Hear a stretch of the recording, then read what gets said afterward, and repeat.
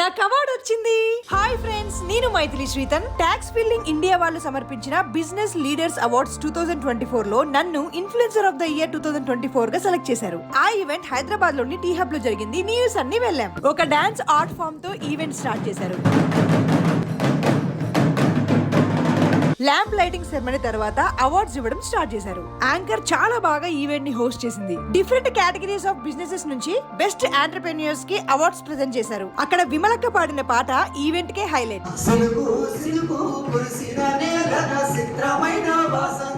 ఇక నెక్స్ట్ నా award Maithili Sritan, can we have her on stage please? She has been awarded in the category of Influencer of the Year 2024. A big congratulations. Thank you so much tax filing India for this prestigious award.